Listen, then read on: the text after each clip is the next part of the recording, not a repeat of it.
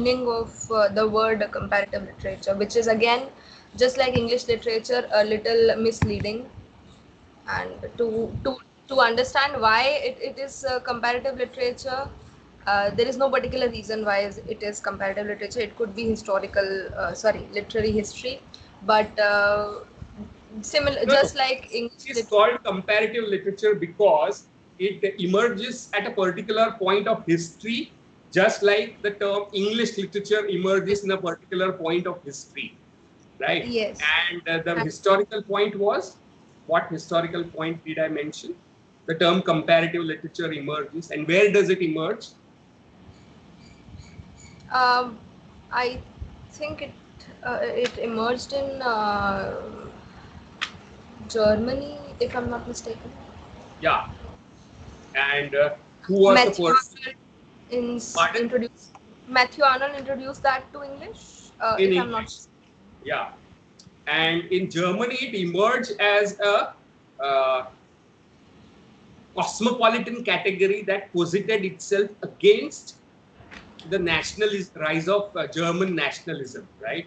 So while English is being consolidated as a nationalistic category with the hidden history of colonialism, comparative literature emerges in Germany as a critique of nationalism, right? As a cosmopolitan critique of nationalism. And the most important figure that we find is that of Goethe. And Goethe talks about world literature, and he says national literature is on decline, and the age of world literature has arrived. And he has in mind Chinese novels in translation, German translation. He has in mind Indian literary texts like Abhigyan Shakuntal in his mind. And he was a great admirer of Kalidas for some reason. Yeah, okay. So comparative literature as a discipline emerges in Europe as a critique of parochial nationalism that was rising in Germany. So that is about the historical background of the term comparative literature. And you can see that all disciplinary nomenclatures are problematic. And I also gave you an example of psychology, right? And word psyche in psychology means soul in Greek, and it's imagined as a butterfly, right? And psychology would literally imply study of human soul. Now, that is not what psychologists study. They used to study once upon a time something called mind, and then in the 50s and 60s, with the rise of behaviorism, their focus shifted away from something as intangible as mind to human behavior, and it became a behavioral science. And now, after 60s and 70s, there is a turn back towards mind in form of something called cognitive psychology, right? So psychology studies today cognition and behavior both. So you can see that the object of what psychology studies has also changed over a period of time, right? So the question regarding what is comparative literature as a uh, nomenclature for a discipline is to be thought of in a historical way. That's the argument that I was making, right? And why do we do it at all was another question that Nisarg had raised. Right, Nisarg? Yes, no? Is he there? No, sir. Mm. I was only asking about the term, not the why. Okay. So I you think it wanted was to someone else. understand the nomenclature. You wanted to understand the nomenclature. Yes, sir. I think the other question was asked by someone else. Okay. So what I said just now, can you give it back to me? What is comparative literature as a discipline? The nomenclature of the discipline, the Uh, nomenclatures of the disciplines, right? it is difficult for you to explain to us. It would be impossible for me to explain it. But what you can say is the working definition of comparative literature, and that is also something that I had given. Does anyone remember? I made a distinction between what comparative literature is not and what comparative literature is. किसी को याद आ रहा है ये? Did I have this conversation with you? I think it was something like the intersection between two different cultural texts, cultural or national or lingual texts. Not intersection is not the term. What you're looking at is comparative literature is a methodology and approach rather than a body of text like American literature or British literature or Gujarati literature implies a body of texts, right?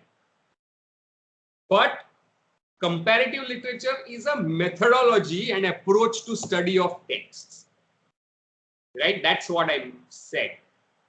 Right, so it is not like American, British, Australian, Gujarati, Tamil literature. That's the first point I made. So comparative literature is a methodology and approach. Then I said, what kind of methodology and approach is used in comparative literature, right? And comparative literature is not comparing A with B and saying B is better than A, right? So it is not comparison on those lines, like what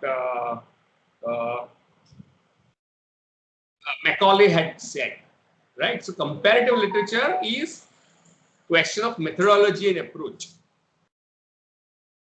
Yeah, comparative studies, but yeah, see, I am not a stickler for the name of the disciplines.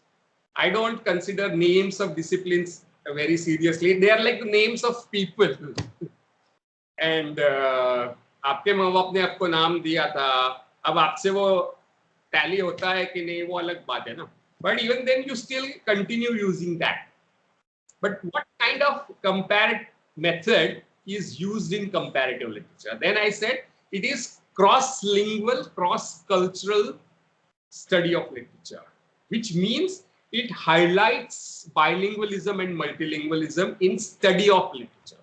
It takes the questions of multilinguality and bilinguality in the center, right?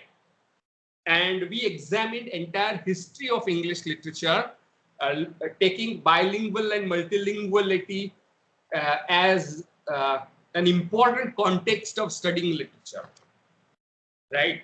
And we discovered that how Shakespeare is drawing upon the classical model of tragedy coming from Greek, where the protagonist is a great man, usually a king, prince, or a nobleman or something of high stature, and how he meets his end. But he has introduced many things which are not there in classical model given by Aristotle and Euripides and Sophocles. And he has added violence. He has mixed up tragedy and comedy. He has broken the rules of unity and so on and so forth.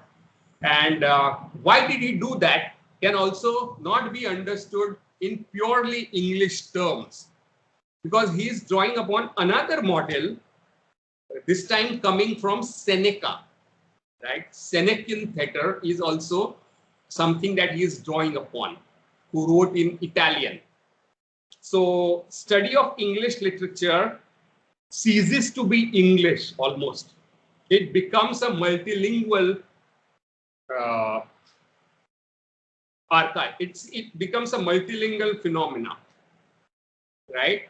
When we put on the lenses of comparative literature. So comparative literature is more like lenses of using multilinguality and bilinguality as your important questions.